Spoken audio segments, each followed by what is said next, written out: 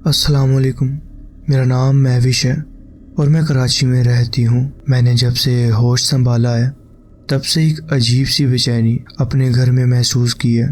ये सिर्फ एक एहसास नहीं था, ये कुछ और था। एक अजनबी सा बोझ, एक ऐसी मौजूदगी जो हमेशा साथ रहती है लेकिन कभी खुलकर सामने नहीं आती। मुझे जितना याद है हमारा घर हमेशा से हाउंटेड रहा है। अजीब आवाज़ें, बेवजह चीज़ें गिरना, रात के अंधेरे में किसी के चलने की हल्की सी आहट, ये सब हमारे लिए एक आम बात थी। लेकिन ये सब क्यों और कैसे शुरू हुआ ये कोई नहीं जानता। जब ये घर बना तो सबसे पहले हम ही यहाँ शिफ्ट हुए थे। पूरा मोहल्ला नया था, नए घर नए लोग, हर तरफ कंस्ट्रक्शन अभी भी जारी थी। नए लोग नए सपने लेकर यहाँ बस रहे थे। लेकिन हमारा घर वो पहली रात से ही अलग था। बचपन में जब भी मैं अपनी माँ से पूछती थी कि ये सब क्यों होता है तो वो चुप हो जाती हैं, बस ये कहती थी कि सब ठीक हो जाएगा। लेकिन जितनी बार मैंने ये बात बोली उतनी ही बार कुछ और अजीब होता गया। पुराने लोग कहते हैं कि इस जगह पे पहले एक कब्रिस्तान था जिसे तोड़कर घर बनाए गए हैं। पता नहीं ये सिर्फ एक अफवाह थी या हकीकत, मगर जो कुछ भी हमारे साथ होता रहा उसके बाद मुझे यकीन हो गया कि ये सिर्फ एक कहानी नहीं है। इस घर के हर एक कोने में कुछ ना कुछ अजीब ज़रूर है। एक अजीब सी ठंडक जो सिर्फ एक ख़ास जगह पर महसूस होती है। दीवारों पे कभी कभी गीले निशान बन जाना और रात के अंधेरे में ऐसे लगना कि कोई तुम्हें घूर रहा है। ये सब सिर्फ एक वहम हो सकता था, मगर जब पूरी फैमिली इन चीज़ों का शिकार होने लग जाए तब समझ आया कि ये सिर्फ इमेजिनेशन नहीं है। अगर मैं तुम्हें हर एक अजीब और अजीबोगरीब वाक़या बताऊं जो इस घर में हुआ तो शायद एक हफ्ता लग जाए। हर दिन कुछ नया, हर रात एक नया डर। मगर फ़िलहाल सिर्फ वो बातें सुनाती हूँ जो सबसे ज़्यादा इम्पोर्टेंट है। वो वाक़या जो सिर्फ एक कहानी नहीं बल्कि मेरी ज़िंदगी का हिस्सा हैं। जो वाक़या सिर्फ सुनने में नहीं, महसूस करने में भी डर लगता है। एक रूह जो हमारे घर में रहती है, क्या पता वो शायद पहले भी इसी जगह रही हो। मुझे इसका एहसास तब से होने लगा जब मैं सिर्फ एक छोटी सी बच्ची थी। बचपन का हर पल मुझे याद नहीं, लेकिन कुछ चीज़ें इंसान चाहे तो भी भूल नहीं सकता, और ये वाक़या उन्हीं में से एक है। ये सब तब शुरू हुआ जब मेरी माँ मेरे कमरे में मुझे सुला रही थी। माँ कहती है उस वक्त मैं सिर्फ 3-4 साल की थी। एक ऐसी उम्र जब बच्चों की ज़ुबान नहीं होती, जब वो नए नए बोलना सीख रहे होते हैं। माँ कहती है उस दिन भी सब कुछ एकदम नॉर्मल था। उन्होंने मुझे प्यार से सुला दिया और रूम का दरवाज़ा थोड़ा सा खुला छोड़ दिया और चली गई। मगर जैसे ही वो कमरे से निकली उन्होंने मुझे धीरे धीरे किसी से बातें करते सुना। पहले उन्हें लगा कि शायद मैं नींद में कुछ बोल रही हूँ या अपने खिलौनों से उठकर खेलने लग गई हूँ। लेकिन जब उन्होंने ध्यान दिया तो आवाज़ एकदम क्लियर थी, जैसे मैं किसी से सवाल जवाब कर रही हूँ। माँ वापस आई, कमरे का दरवाज़ा धीरे से खोला और मुझे देखा। मैं अपने बिस्तर पे अकेली बैठी थी, लेकिन मेरी आंखें सामने एक खाली जगह को देख रही थी। मुझे देखकर माँ ने पूछा, महविश तुम किससे बात कर रही हो? माँ जो कि बहुत घबरा गई थी उस वक्त। माँ अब कहती हैं कि जब तुम बात कर रही थी तो जब मैंने तुमसे पूछा था तो तुमने बिना किसी झिझक के सिर्फ एक लफ्ज़ कहा था, रबीका। वो एक नाम जो ना मैंने कभी सुना था, ना मुझे कोई सिखा सकता था। हमारे घर में किसी का भी नाम रबीका नहीं था, ना ही माँ बाप ने कभी मुझे ये नाम सिखाया था। लेकिन उस दिन मैंने वो नाम एक ऐसे अंदाज में बोला जैसे मैं उस लड़की को कब से जानती हूँ। मुझे नहीं पता ये नाम मुझे कहाँ से आया, ना ही मुझे याद है कि मैंने कभी पहले से ये नाम सुना हो। मगर मुझे इतना याद है कि जब भी माँ मुझसे पूछती तो मैं बस एक बात कहती थी, रबीका उदास है। माँ पहले तो समझ नहीं पाई। उन्हें लगा शायद मैं किसी इमेजिनरी दोस्त की बात कर रही हूँ, जैसे छोटी बच्चियाँ अक्सर करती हैं। मगर जब उन्होंने पूछा वो उदास क्यों है महविश, तो मैंने बिना किसी झिझक के जवाब दिया, क्योंकि उसकी माँ खो गई है। माँ ने हैरानी से देखा। एक छोटी सी बच्ची का ऐसा कहना अजीब था। उन्होंने थोड़ा और समझाने के लिए पूछा, वो अपनी माँ को क्यों नहीं ढूंढ सकती। मैंने कहा क्योंकि रबीका गिर गई थी और वो गिरकर मर गई। बस इतना कहना था और मेरी माँ ने बिना एक लफ्ज़ बोले मुझे अपनी गोद में उठाया और टाइट पकड़ लिया। उनका हाथ मेरे सर पर था, लेकिन मैं महसूस कर सकती थी कि वो कांप रही हैं। माँ कहती थी कि उस दिन उन्होंने पहली बार महसूस किया कि जो कुछ भी हो रहा है वो सिर्फ एक बचपन का वहम नहीं है। सोचो, एक छोटी सी बच्ची ऐसी बात कैसे कर सकती थी। मुझे तो उस वक्त चाहे मरने का मतलब भी ना पता हो, एक छोटी सी बच्ची जो भी ढंग से बोलना भी नहीं सीखी, वो कैसे ये कह सकती थी कि कोई गिर के मर गया था। माँ ने उस दिन कभी रबीका का जिक्र नहीं किया, मगर मैं जानती हूँ ये कहानी यहाँ ख़त्म नहीं हुई थी, ये सिर्फ शुरुआत थी। ये उन वाक़यात में से एक था। अब जो मैं सुनाऊंगी वो दूसरा वाक़या। मेरा वो नर्सरी जो बचपन में था, उसे एक दिन फैमिली कंप्यूटर रूम बना दिया गया था। पहले ये कमरा सिर्फ मेरा था। यहाँ मेरी छोटी सी बेड थी, रंग बिरंगी दीवारें थीं और एक कॉर्नर में वो खिलौने जो मुझे सबसे ज़्यादा पसंद थे। लेकिन जैसे जैसे मैं बड़ी होती गई, ये जगह बदलती गई। पहले यहाँ से मेरा बेड गया, फिर मेरे खिलौने, और फिर एक दिन ये सिर्फ एक कंप्यूटर रूम बन गया। मगर शायद कोई था जो ये नहीं चाहता था। एक रात की बात है, जब मैं स्कूल में मिडिल क्लास में थी। मेरे दिन भर की रूटीन स्ट्रिक्ट थी, सुबह स्कूल, फिर ट्यूशन और फिर होमवर्क। लेकिन उस रात मेरी बड़ी बहन अपने दोस्तों के साथ बाहर गई हुई थी। मतलब ये था कि मुझे कोई भी प्रेशराइज करने वाला नहीं था कि अपना होमवर्क करो या अपना काम करो। मेरा ये मौका था कि बिना किसी के इंटरफेस किए मैं रात भर कंप्यूटर यूज़ कर सकूंगी। माँ नीचे लाउंज में टीवी देख रही थी और अब्बू बेसमेंट में कुछ पुरानी चीज़ों के साथ लगे हुए थे। मतलब पूरा ऊपर का फ्लोर सिर्फ मेरा था। रूम का डोर बंद था और मैं आराम से फेसबुक स्क्रॉल कर रही थी। तभी अचानक एक अजीब सी फीलिंग आई। वो महसूस होता है ना जब तुम अकेले होते हो मगर तुम्हें लगता है कि कोई और भी है। मुझे लगा शायद कोई वहम हो, मगर फिर मैंने सुना एक बिल्कुल छोटी सी आवाज़, धीमी, हल्की लेकिन साफ। एक लड़की की आवाज़ थी और सिर्फ एक लफ्ज़ कहा गया, अम्मी। मेरी उंगलियां कीबोर्ड पर रुकी रह गईं। मेरा सांस अटक गया। पूरा कमरा एकदम से अजीब सा हो गया था। पहले मुझे लगा शायद नीचे से कोई आवाज़ आई हो या फिर मुझे सुनाई दी हो, मगर आवाज़ बिल्कुल मेरे पीछे से आई थी, कमरे के अंदर से। लेकिन अभी मैं इस बात को समझ भी नहीं पाई थी कि नीचे से माँ की चीख सुनाई दी। उनकी ये आवाज़ तेज़ थी, जैसे वो घबरा गई हो। महविश। मैं एकदम से सीधा बैठी, मेरा दिल जोर जोर से धड़क रहा था। नीचे से माँ की आवाज़ में घबराहट थी। मैं फ़ौरन उठी और दरवाज़ा खोला। नीचे झांका तो माँ लाउंज के बीचों बीच खड़ी थी। उनका चेहरा जर्द था, जैसे उन्होंने कुछ देखा हो। जैसे ही मेरी नज़र उनकी आंखों में गई, उन्होंने बस एक ही बात कही, तुम अभी ऊपर कंप्यूटर रूम में थी ना? मैंने धीरे से सिर हिलाकर हाँ में जवाब दिया। माँ ने कुछ नहीं कहा, बस नीचे बैठ गई। उनका चेहरा जर्द पड़ चुका था। उस वक्त मुझे समझ नहीं आया, लेकिन बाद में जब उन्होंने बताया, वो सुनकर मेरे पाँव तले ज़मीन निकल गई। माँ कहती हैं जब उन्होंने मुझे बुलाया था तब उनके सामने एक छोटी सी लड़की सीढ़ियों से ऊपर जा रही थी। एक लड़की जो बिल्कुल मेरी तरह लग रही थी। ये वाक़ये को अभी कुछ ही दिन हुए थे कि मेरी माँ को ऐसा लगा कि जैसे मैंने आवाज़ दी है। उन्होंने मुझे देखा, मेरी तरफ बढ़ी और कहा, महविश तुमने बुलाया? लेकिन जब मैंने कहा मैंने तो कुछ कहा ही नहीं माँ, तो हम दोनों एक पल के लिए चुप हो गए। एक अजीब खामोशी छा गई। पता नहीं वो डर का एहसास था या कुछ और, मगर मुझे महसूस हो रहा था कि हमारे अलावा भी कोई यहाँ है, हमारी बात सुन रहा है। माँ ने फ़ौरन जो एलईडी पर वीडियो लगी हुई थी वो रिवाइंड की। शायद ये आवाज़ किसी सीन की थी, शायद किसी करैक्टर ने ये लफ्ज़ बोला हो। मगर जब उन्होंने रिवाइंड करके देखा तो वहाँ कुछ भी नहीं था और मैं भी कुछ ऐसा कर नहीं रही थी। कोई वीडियो नहीं चल रही थी, कोई साउंड नहीं था, कोई जवाब नहीं मिला। उस दिन के बाद चीज़ें बदलना शुरू हो गईं। साल गुजर गया, ये बात हमने भुला दी। या शायद भुलाने की कोशिश की, लेकिन फिर एक अजीब चीज़ रोज़ होने लगी। कंप्यूटर रूम का दरवाज़ा अक्सर अपने आप खुल जाता।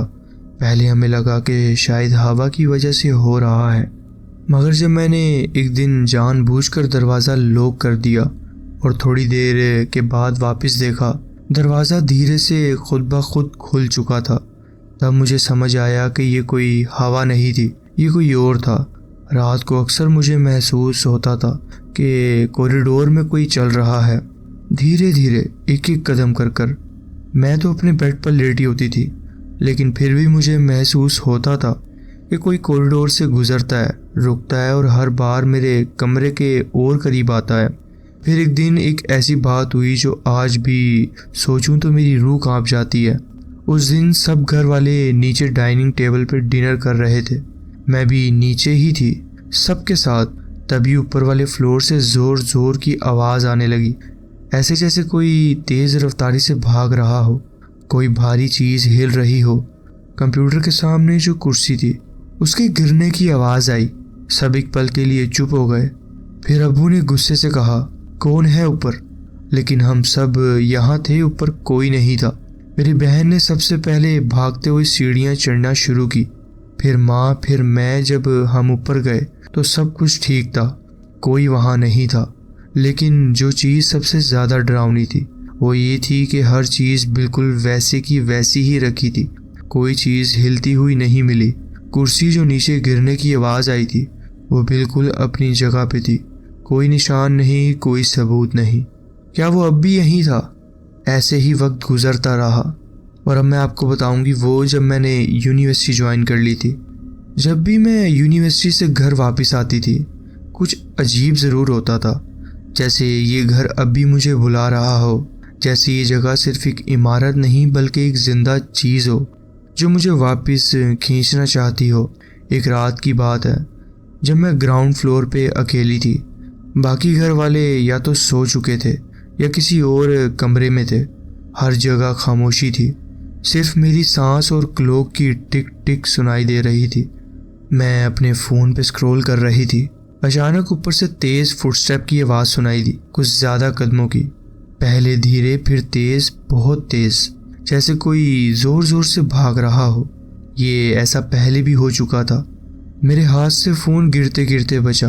पहले लगा कि शायद कोई वहाँ चला गया होगा, लेकिन मुझे तो पता था ऊपर कोई नहीं था, कोई भी नहीं।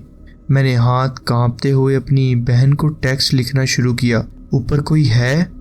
लेकिन जैसे ही सेंड करने वाली थी आवाज़ और भी तेज़ हो गई, ऐसे जैसे कोई सीढ़ियों से नीचे भाग रहा हो। एक एक कदम ज़ोर से पड़ रहा था, जैसे कोई मुझे ढूंढ रहा हो।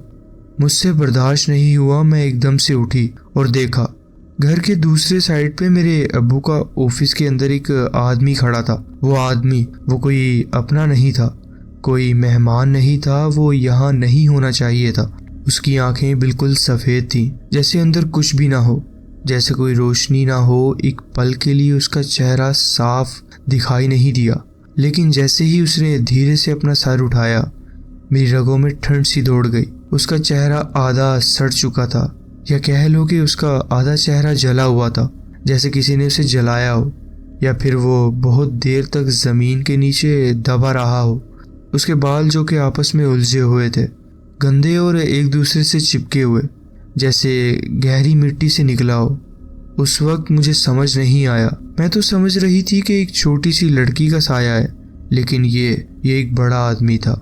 लेकिन सबसे ज़्यादा डरावना ये नहीं था। सबसे डरावना वो था जो उसने आगे किया। उसने धीरे से अपनी नज़र मुझ पर तकी और फिर उस दरवाजे की तरफ चला जो गैरेज तक जाता था।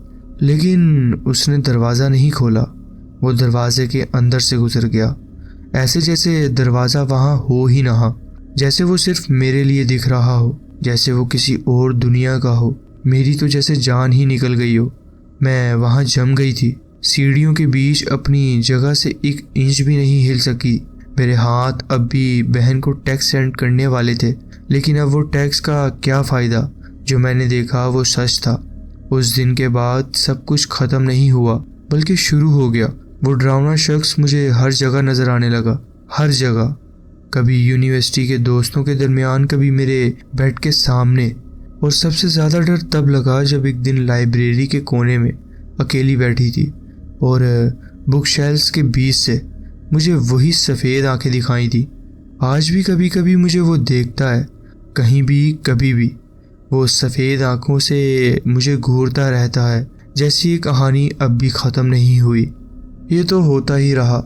वो वीकेंड जो अजीब सा था, अब्बू और मेरी बहन किसी फैमिली ट्रिप पे गए हुए थे और मैं सिर्फ माँ के साथ घर पे थी। पहले तो सब ठीक लग रहा था, लेकिन जैसे ही मैं घर वापस आई वो महसूस होने लगा जैसे कोई जान गया हो कि मैं वापस आ गई हूँ, जैसे कोई देख रहा हो जैसे ये घर अब भी जिंदा हो। माँ अपने कमरे में सो चुकी थी और मैं किचन में अपना खाना गर्म कर रही थी। माइक्रोवेव की हल्की रोशनी और उसकी घंटी की आवाज़ घर के सन्नाटे में अजीब सी लग रही थी। एक ऐसी आवाज़ जो सीधा मेरी रगों में ठंड डाल गई। एक औरत की चीखती हुई आवाज़, इतनी तेज़, इतनी ज़ोर से जैसे कोई दर्द से चिल्लाया हो। मैंने सब कुछ छोड़ के माँ के कमरे की तरफ भागना शुरू किया। दरवाज़ा ज़ोर से खोला, लेकिन माँ आराम से सो रही थी। कोई आवाज़ नहीं थी, लेकिन एक चीज़ थी जो चल रही थी। माँ के सामने पड़ी अलेक्सा अपने आप चालू हो गई और उस पर एक अजीब सी आवाज़ सुनाई दे रही थी। एक औरत की हल्की सी सिसकियाँ, फिर धीरे से जैसे कोई कहानी सुनाई जा रही हो। मिट्टी, मकबरा, गिरना, चीखना। मैंने बिना सोचे फ़ौरन उसे बंद किया। हल्की सी घबराहट थी, लेकिन मैंने सोचा कि शायद कोई ग्लिच होगा। मैं नीचे वापस आई। सिर्फ 5 मिनट गुजरे थे और फिर से वही आवाज़। मुझे यकीन था कि माँ सो रही है और अलेक्सा तो सिर्फ तब चालू होती है जब कोई उसे कमांड देता है। तो फिर ये कौन था? अब बस बहुत हो गया। मैंने वो अलेक्सा अनप्लग की और माँ की अलमारी में डाल दी। अलमारी का दरवाज़ा बंद कर दिया। अब कोई आवाज़ नहीं आएगी। मैं नीचे वापस आई, लेकिन अब एक और चीज़ हुई। फैमिली रूम वाली अलेक्सा अपने आप ऑन हो गई। मुझे समझ नहीं आया कि ये सब क्या हो रहा है। मैं भाग के वहाँ गई, लेकिन जैसे ही मैंने अलेक्सा के पास हाथ ले जाना चाहा, उसकी लाइट बंद हो गई। पूरा घर एकदम से बिल्कुल खामोश हो गया। इतना खामोश कि मुझे सिर्फ अपनी सांस सुनाई दे रही थी। मुझे अब किसी से बात करनी थी। मैंने अपनी दोस्त को वीडियो कॉल किया, उसे सब बताया, हर एक चीज़। जब हम बात कर रहे थे तभी ऊपर से आवाज़ आई, माँ के कमरे से किसी के चलने की आवाज़। फिर वो कदम रुक गए। मैं और मेरी दोस्त दोनों एकदम से चुप हो गए थे। मेरे हाथ कांप रहे थे। कैमरा उठाया और ऊपर देखा। जब मैं नीचे थी तो फिर ऊपर कौन चल रहा था, और तभी मैंने देखा माँ के कमरे का लैंप अपने आप ऑन ऑफ हो रहा था, जैसे कोई जान के स्विच चला रहा हो।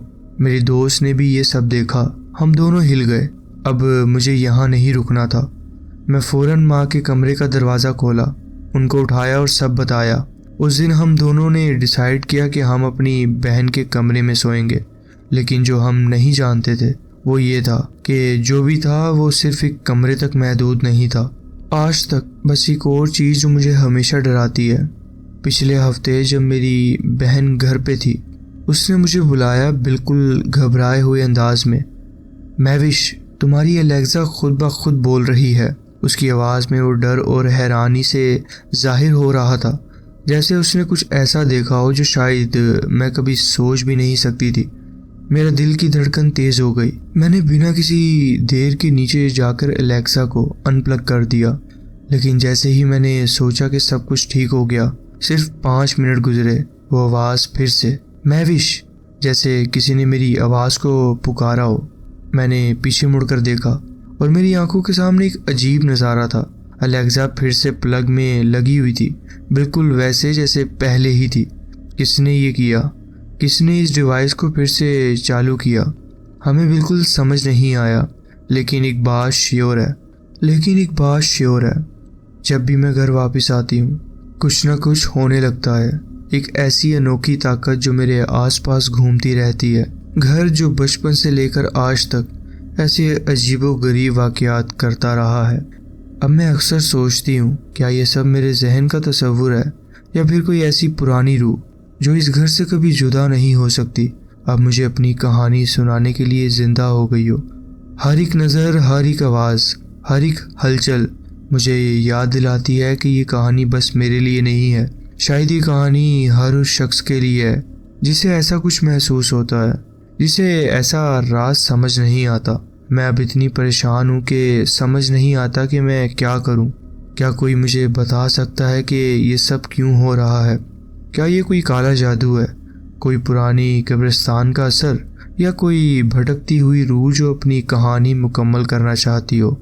मैं हर रात ये सवाल अपने दिल में दोहराती हूँ, लेकिन जवाब मिलता ही नहीं। और जब भी मैं घर वापस आती हूँ, एक बयान ना हो पाने वाली सूरत मुझे हमेशा याद दिलाती है कि यहाँ कुछ ना कुछ है जो मेरे आसपास घूमता रहता है। क्या ये रूह मुझे छेड़ती रहेगी, या फिर मैं कभी इस राज का हल ढूंढ पाऊंगी? अभी तो बस इतना ही कह सकती हूँ कि हर पल, हर रात मेरे दिल में वो सवाल गूंजता है, किसने किया? और मैं अभी भी उस जवाब का ही इंतज़ार कर रही हूँ। ये थे मेरे वाक़यात जो मैं आपके साथ शेयर करना चाहती थी। जी बहुत बहुत शुक्रिया, आपने अपनी कहानी हमारे साथ शेयर की। अस्सलाम वालेकुम। एक ऐसा तजुर्बा जो मैं आज तक सोच कर हिल जाती हूँ। सब कुछ एक आम शाम से शुरू हुआ जब मैं रावलपिंडी में अपने घर के छोटे से किचन में खाना पका रही थी। मेरा शौहर आया और कहा कि वो मेरे साथ खाना नहीं खा सकता क्योंकि उसकी बाहर मीटिंग है किसी के साथ, और वो जल्द ही चला गया। मैंने खाना तैयार किया, अपनी प्लेट में खाना डाला और डाइनिंग रूम की तरफ चल दी। हमारा किचन छोटा है जहाँ एक तंग सा रास्ता सीधा डाइनिंग रूम तक जाता है। जब मैंने प्लेट हाथ में लेकर उस रास्ते पर कदम रखा तो अचानक मेरी नज़र एक लंबे कद वाले आदमी पर पड़ी जो वहाँ खड़ा हुआ था। वो शानदार कपड़ों में था, उसने पूरा सफ़ेद लिबास पहना हुआ था। मैंने बिना सोचे समझे आदती तौर पर अल्लाह का नाम लिया और उसके पास से गुजरती हुई डाइनिंग रूम में चली गई। लेकिन जैसे ही मैं वहाँ से गुजरी, मैं एकदम रुक गई। जहन ने ज़ोर से सोचना शुरू किया क्योंकि घर में कोई और नहीं था। मैंने किससे बात की। उस दिन के बाद अजीबोगरीब और खौफनाक वाक़यात बढ़ने लगे। हर दफ़ा जब मैं सीढ़ियाँ साफ़ करती तो महसूस होता कि जैसे कोई हरकत हो रही हो वहाँ पर, जैसे कोई ना देखने वाली ताकत मुझे देख रही हो, मेरे आसपास मुझे महसूस हो रही हो। पहले सब मैं ये अपना ख्याल सोचती रही कि ये मेरे अपने ख्याल हैं, लेकिन ये वाक़यात बढ़ते गए और हर बार ज़्यादा शिद्दत से होते रहे। एक दिन जब मैं सीढ़ियाँ साफ़ कर रही थी, वहीं पर मुझे इतनी ज़ोर का धक्का लगा कि मैं नीचे गिर गई। अब ये कोई मामूली बात नहीं रही थी। मैंने परेशानी में अपनी पूरी इबादत गुजार पड़ोसियों को सब कुछ बताया। जब मैंने उस शख्स का जिक्र किया जो मैंने देखा था तो उसका चेहरा पीला पड़ गया। उसने बताया कि उसके छोटे नवासे ने भी ऐसी कोई शक्ल देखी और हमें बताया कि ऐसा कोई आदमी था, लंबा कद और वो वाइट सा लिबास, जो उसके घर के बाहर दीवार पर बैठा हुआ था। ये मुसीबत इतनी वाज़िया थी कि हम इसे नज़रअंदाज करना मुमकिन नहीं समझते थे। मेरी पड़ोसन ने ये बात अपनी मस्जिद की जमायत से शेयर की और एक दिन सब वो घर आए, दुआ की, तलावत की और कहने लगे कि शायद अब ये ठीक हो जाएगा। जब वो सब मिलकर दुआ कर रहे थे तो एक अजीब और हैरत अंगेज़ मंजर हुआ। घर के कोने में से एक अजीब सी आवाज़ सुनाई देने लगी, जैसे कोई चीज़ खींच कर ले जा रहा हो वहाँ से। आवाज़ें इतनी वाज़िया थी कि सब लोग सुन पा रहे थे। मैं ये सब कुछ वहाँ खड़ी होकर देख भी रही थी और सुन भी रही थी। लेकिन उस दिन के बाद सब कुछ बदल गया। आवाज़ें बंद हो गईं और वो अजीब धक्के जो कि सीढ़ियों के पास लगते थे ख़त्म हो गए। ज़िंदगी फिर से आम हो गई और वो आदमी दोबारा कभी नज़र नहीं आया। मैं इसके लिए शुक्रगुज़ार हूँ। फ़िलहाल ये था मेरा एक वाक़या जो मैं आपके साथ शेयर करना चाहती थी। जी बहुत बहुत शुक्रिया, आपने अपनी कहानी हमारे साथ शेयर की। तो जी फ्रेंड्स, ये थी आज की स्टोरीज़। आप कमेंट्स में ज़रूर बताएं कि आपको ये स्टोरीज़ कैसी लगी। अगर आपको ये स्टोरीज़ अच्छी लगी हो तो वीडियो को ज़रूर लाइक कीजिए और चैनल को ज़रूर सब्सक्राइब कीजिए और बेल आइकन को ज़रूर प्रेस कर लीजिए ताकि आगे आने वाली कहानियाँ वीडियोज़ आपसे मिस ना हो। अपना ख्याल रखें और मिलते हैं नेक्स्ट वीडियो में। अल्लाह हाफिज़।